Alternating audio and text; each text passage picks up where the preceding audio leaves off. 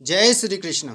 नमस्कार दोस्तों, स्वागत है आप सभी का हमारे चैनल भक्ति ज्ञान में। दोस्तों, आज मैं आपको फाल्गुन कृष्णा एकादशी व्रत कथा और महत्तम सुना रहा हूँ। धर्मराज युधिष्ठिर बोले कि हे जनार्दन, फाल्गुन मास की कृष्ण पक्ष की एकादशी का नाम क्या है तथा उसकी विधि क्या है, सो सब कहिए। भगवान श्री कृष्ण बोले कि हे राजेश्वर, फाल्गुन मास के कृष्ण पक्ष की एकादशी का नाम विजया है। उसके व्रत के प्रभाव से मनुष्य को विजय मिलती है। इस विजया एकादशी के महत्व के सुनने व पढ़ने से समस्त पाप नष्ट हो जाते हैं।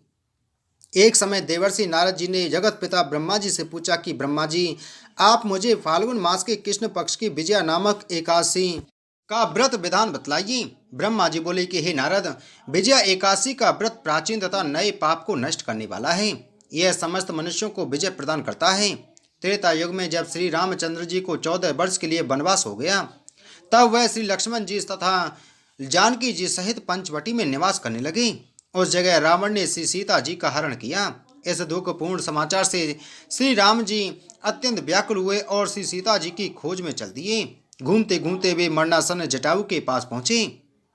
कुछ आगे चलकर उनकी सुग्रीव के साथ मित्रता हो गई और बाली का वध किया। श्री हनुमान जी ने लंका में जाकर सीता जी का पता लगाया। वहां से लौटकर हनुमान जी श्री रामचंद्र जी के पास आए और सब समाचार कहे। श्री रामचंद्र जी ने सुग्रीव की सम्मति लेकर वानरों भालुओं की सेना सहित लंका प्रस्थान किया। जब श्री रामचंद्र जी समुद्र के किनारे पहुंच गए, तब उन्होंने अगाध मगरमच्छों से युक्त समुद्र को देखकर श्री लक्ष्मण जी से कहा, हे लक्ष्मण, समुद्र को हम किस प्रकार पार कर सकेंगे। श्री लक्ष्मण जी बोले कि हे राम जी, यहाँ से करीब आधा योजन की दूरी पर कुमारी द्वीप पर बगदालव्य नाम के मुनि रहते हैं। आप उनके पास जाकर उसका उपाय पूछिए। लक्ष्मण जी के वचनों को सुनकर श्री रामचंद्र जी बगदालव्य ऋषि के पास गए और उनको प्रणाम करके बैठ गए।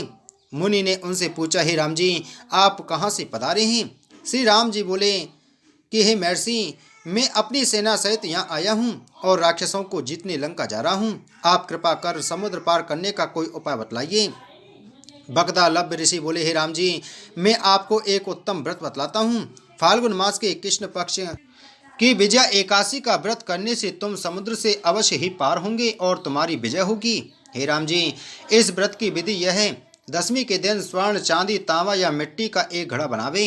उस घड़े को जल से भरकर तथा उस पर पंच पल्लव रखकर वेदी पर स्थापित करें। घड़े के नीचे सतनजा 7 अनाज मिले हुए और ऊपर जौ रखें।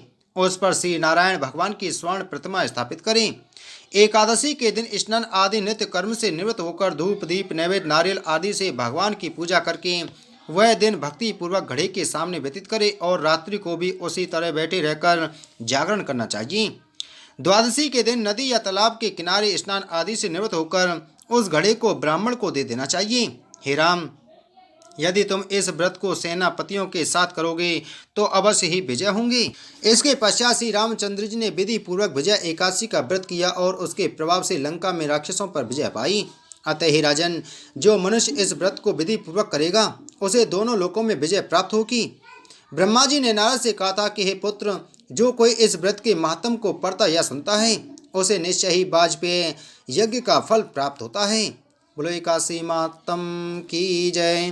बोलो विष्णु भगवान की जय।